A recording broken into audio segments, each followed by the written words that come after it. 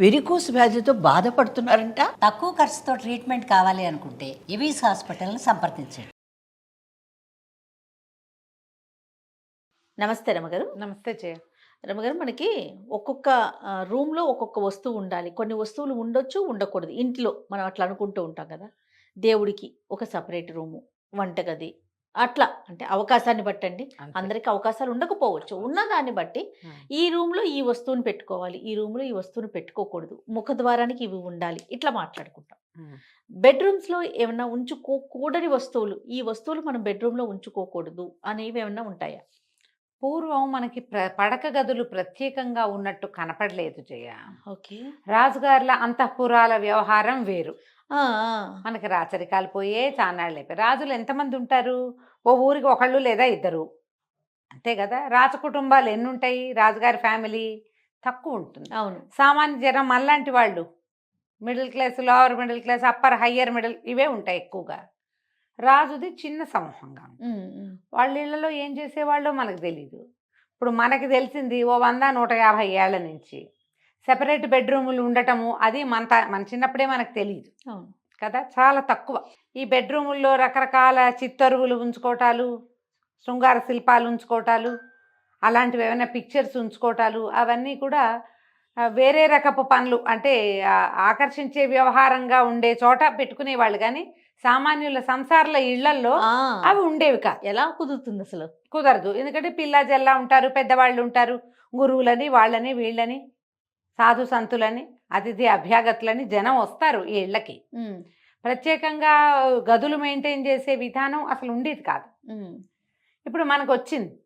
ఎంత చిన్న ఇదైనా ఒక సింగిల్ బెడ్రూము, ఒక డబల్ బెడ్రూము, ట్రిపుల్ బెడ్రూము, ఒక ఓన్లీ సింగిల్ బెడ్రూమ్. మీరు అన్నట్టుగా ఒకటే బెడ్రూమ్ అంతే. అట్లా కూడా వచ్చేసింది కదా. వచ్చింది 3 గదులు, ఒక హాలు, బెడ్రూము, కిచెను అందరికీ సామాన్యంగా కనపడుతుంది. ఒక రూమ్లోనే లేదా 2 గదుల్లోనే ఉండే వాళ్ళు కూడా ఉన్నారు. ఆ ఒక రూమ్లో అంటే ఓ మంచం అందులోనే ఉంచుకుంటాం. ఇది వరకు మంచాల సంస్కృతి కూడా లేదు. క్రమంగా మనకి ఒక బెడ్ ఉండటం అనేది పర్మనెంట్గా, బెడ్కి ఒక ప్లేస్ ఉండటం అనేది వచ్చేసింది. కనీసం ఒక 70% పీపుల్ ఇలా ఉన్నారు. మరీ చిన్న కుటుంబాలు అయితే చెప్పలేం, కానీ అవును, చాపలు గీపలు ఏవో వేసుకోవటం, మంచాలు ఎత్తి పెట్టుకునే మంచాలు ఉంటాయి. సాధారణంగా ఒక 50-70% ఇళ్లలో ఖచ్చితంగా ఒక్క బెడ్ అయినా వేసి ఉన్నది ఉంటుంది. ఇప్పుడు ఆ బెడ్ ఎక్కడుందో అదే కదా బెడ్రూమ్ అనుకోవాలి, అంతేగా కదా. మళ్ళీ దీనికి వాస్తులు ఉంటాయి. ఇందులో పెద్దవాళ్ళు, కుటుంబ పెద్ద నైరుతిలో ఉండాలి, పిల్లలు ఏదో వాయువ్యం ఏవో చెప్తారు పెద్దవాళ్ళు. ఈ రకంగా పోతుంది అనుకో. ఒక బెడ్ రూము అనగానే ఇందులో ఏం పెట్టాలి, ఏం పెట్టకూడదు మనకేం తెలియదు, ఏదో చేస్తాం. మనకు అదే ఉంది ఆ గది. మన ఇంటికి ఎవరో వస్తారు, అయ్యో పడుకునే చోటు ఇవి పెట్టకూడదు అని చెప్తారు. వెంటనే మనకి బెడ్రూమ్లో ఏం పెట్టాలి అని ఒక క్వశ్చన్ వస్తుంది. అంతే. ఏం పెట్టకూడదు. సాధారణంగా ఒక 3-4 వాక్యాలే చేయ, 3-4 విషయాలు ఏవి, ఎవరి అవకాశాన్ని బట్టి వాళ్ళు చేసుకుంటాం. మనకి ఇంతే గది ఉంది, మనము ఇక్కడే అద్దం పెట్టుకోగలుగుతాము, ఇక్కడే బీరువా పెడతాము, ఇక్కడే దైవారాధన ఏదో ఉంది, దేవుడు ఉన్నాడు మనకి, లేదా ఒక పటం ఉంది, ఇక్కడే మనం వాల్ క్లాక్ పట్టుకోగలుగుతాము. అలాంటప్పుడు పెద్ద చేసేదేం లేదు, చిన్న చిన్న మార్పులు చేసుకోవాలి. మన మంచం అద్దంలో కనపడకూడదు అంటారు. అద్దం ఉండొచ్చు బెడ్రూమ్లో. ఓహో. ఆ బెడ్రూమ్లో ఉన్న అద్దం పక్కకు ఉండాలి. మంచాన్ని అద్దంలో చూసుకునేలాంటిది ఉండకూడదు, పనికిరాదు. ఇప్పుడు మంచాలకే పూర్వం పందిరి మంచాలకే అద్దం బిగించి ఉండే విధానం ఉండేదట. ఇవి సంసార్ల ఇళ్లలో ఉండేవి కాదన్న మాట కూడా ఒకటి ఉండేది. ఇష్టమని చేయించుకునేవాళ్ళు. ఒక్కొక్కళ్ళు ఏంటంటే షాకీన్గా ఉంటారు కదా, అది చెప్పలేం. కానీ మనకి పెద్దవాళ్ళు చెప్పేది అద్దంలో మంచం కనపడకూడదు. ఒక బేసిక్ రూల్ అది. ఓకే. ఒకటి. రెండోది వాల్ క్లాక్, గడియారం, సమయం సూచించేది మంచానికి ఎదురుగుండా. మంచం మీద పడుకున్నవాడు కళ్ళు తెరిస్తే గడియారం కనపడేలాగా వద్దు.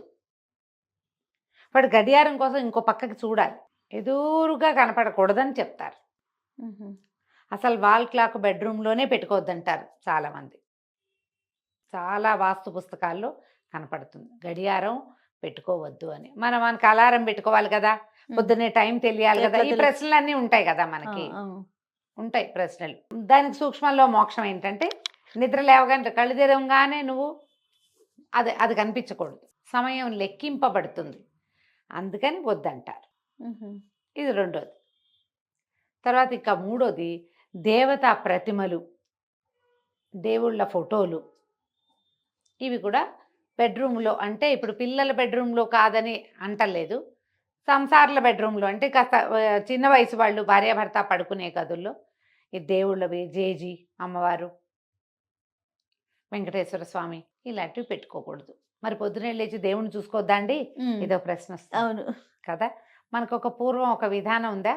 మన పూర్వపు ఇళ్లల్లో బెడ్రూమ్లు ఉండేవి కాదు, పటాలు లేవు. అప్పుడు వాళ్ళు ఏం చేసేవారు? మన తాత నాయనమ్మ ఏం చేశారు?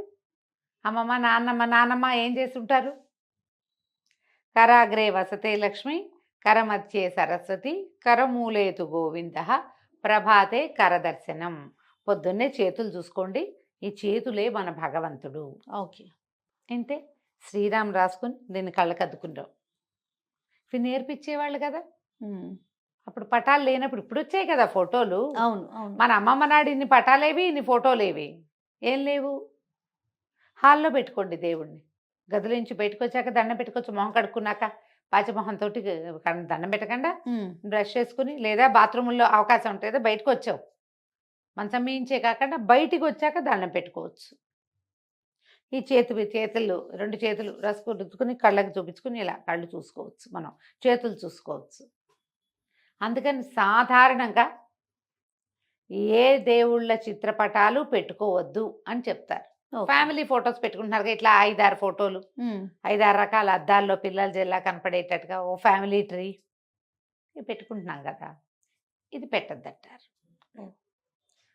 ఎవరెవరి విధానాన్ని బట్టి, అంటే వాళ్ళకి అవకాశం కూడా ఒకటి ఉండాలి కదా. అంతే కదండి, అవకాశం ఉండాలిగా. అందుకని వీటిని ఈ కొంచెం చిన్న చిన్నవి పాటిస్తే కొన్ని రకాల సమస్యల నుంచి మనం బయటపడతామని చెప్తారు. తర్వాత పికాక్ బొమ్మలు ఉండకూడదని పీకాకు బొమ్మలు కాదు, పటాలు పోని పీకాకు ఇవి పెట్టుకోవచ్చు, ఏమంటారు నెమలి ఈకలు పెట్టచ్చు. నెమలీకలు పెట్టుకోవచ్చు, నెమలీక ఉంచుకోవచ్చు. నెమలీకను చూడడం వల్ల నిద్రలేచాక, పడుకునేటప్పుడు కానీ నిద్రలేచాక నెమలీకను చూడడం వల్ల కొన్ని రకాల గ్రహదోషాలు తొలుగుతాయి, భార్యాభర్తల మధ్య సఖ్యత పెరుగుతుందని. మరి లేటెస్ట్దేమో అది, కానీ కనపడుతున్నాయి ఈ వాక్యాలు. ఈకలు నెమలి ఈకలు కాదు రమ్మగారు, నెమలి పిక్చరా? ఎందుకు నెమళ్ళ పిక్చర్లు పెట్టుకోవాలా అసలు మనం గదిలో? ఎవరో చెప్పారు పెట్టుకోకూడదని.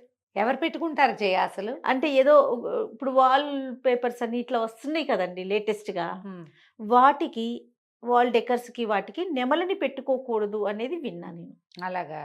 అంత పరిజ్ఞానం లేదు నాకు.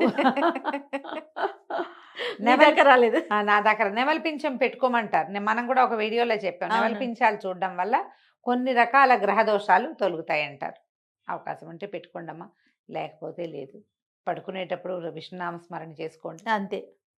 కృష్ణ అనుకోండి, ఆంజనేయ స్వామి తలుచుకోండి, లేదా రామ అనుకోండి, మంచిది. లేవగానే ఒకసారి రామ అనుకోండి. మీరు ఏమైనా చూసటాలు చూడకపోవటాలు ఏమీ లేవు, నోరే అంతే. మన బ్రెయిన్ యాక్టివ్గా అయిపోతుంది, ఆ పనులు చెయ్యొచ్చు. ఈ జంతువుల బొమ్మలు అవి పెట్టుకోరు బెడ్రూమ్స్లో. కుక్కలు, పులులు, సింహాలు, పిల్లులు, 2 కుందేళ్ల బొమ్మలు అవి పెట్టుకోరు జనరల్గా. ఓకే, వైల్డ్ యానిమల్స్ అవి పెట్టుకోకూడదు. ఇప్పుడు భార్యాభర్త సఖ్యతగా ఉండవలసింది కదా జయ, బెడ్రూమ్ అంటే ఇంతేగా. అంతే. ఈ సఖ్యత మీదే వీళ్ళ కుటుంబం మొత్తం ఆధారపడి ఉందా లేదా? జీవితం అంతా ఆధారపడి ఉందా? ఇక్కడ నీకు ప్రశాంతతని కలిగించాలి, సుఖవంతమైన నిద్ర ఉండాలి, శుభ్రమైన పక్కలు, కాళ్ళు చేతులు కడుక్కోవటం, కాళ్ళు కడుక్కోవటం, తడి కాళ్ళతో మంచం ఎక్కి పడుకోకుండా కాళ్ళు తుడుచుకోవటం, కాళ్ళు తుడుచుకుని పడుకోవాలి. ఏదో కృష్ణరామ అనుకోవటం, దేవుని తలుచుకుని పడుకుంటాం, ప్రేయర్ చేసి పడుకుంటారు కదా. నిద్రపోయేటప్పుడు ఒక మాట దైవనామస్మరణ చేసుకోవటం, ఇలాంటివి మంచివి. ఇప్పుడు బెడ్రూమ్లో మీకు ఏవో చాయిస్లు ఉంటాయి, బోల్డన్ని ప్రతి వాళ్ళకి ఉంటాయి కదమ్మా. ఏవో ఇవి ఉండాలి, అవి ఉండాలి, కలర్ఫుల్గా ఉండాలి. మీ చాయిస్ అంతా మీరు ప్లాన్ చేసుకోవచ్చు. ఎందుకంటే మన జీవితం మనం హాయిగా ఉండే ప్లేస్ కదా అది. దీంట్లో ఏమైనా ముందు వెనకలు ఉన్నాయి, ఏదైనా జరుగుతోంది ఇబ్బందిగా ఉన్నప్పుడు అక్కడ ఈ కరెక్షన్స్ తీసుకోండి హాయిగా. అంతే. ఈ కాస్త కొంచెం గాలి వెలుతురు రావాలి గదుల్లో, ఎప్పుడు ఇది చూసుకోవాలి కదా, దుమ్ము లేకుండా ఉంచుకోవాలి, శుభ్రంగా శుభ్రంగా ఉంచుకోవాలి. ఎందుకంటే మనం అక్కడ పడుకుంటాం. ఉమ్, రాత్రిళ్ళు మనకి సఫకేషన్ అవి రాకూడదు కదా, ఎక్కువ బాగా విప్పేసిన బట్టలు ఉంచుకోవద్దు, విప్పిన బట్టలు ఉంచొద్దు బెడ్రూముల్లో. వాషింగ్ వేసేయండి, వాటికి ఒక ప్రత్యేకంగా బిన్ పెట్టి బయట ఎక్కడైనా పెట్టుకోండి. ఇలాంటి కొన్ని విధానాలు కనుక మనం పాటించగలిగితే బాగుంటుంది. బెడ్ సైడ్ బుక్స్ ఉండొచ్చు, మంచిదే, ఉహు, పుస్తకాలు ఉండొచ్చు. కుదిరితే పక్కన 2-3 మంచి పుస్తకాలు పెట్టుకోండి మంచం పక్కన. ఇప్పుడు మంచం వెనకాల వచ్చిన ర్యాక్ లాగా వచ్చి పుస్తకాలు అందులో సర్దే మోడల్స్ కనపడుతున్నాయి. అవును, పెట్టుకోవచ్చు. ఆ ర్యాక్ అంతా శుభ్రంగా దుమ్ము లేకుండా ఉంచుకొని, డస్ట్ మైట్స్ లేకుండా ఉంచుకుంటే బాగుంటుంది. అవును.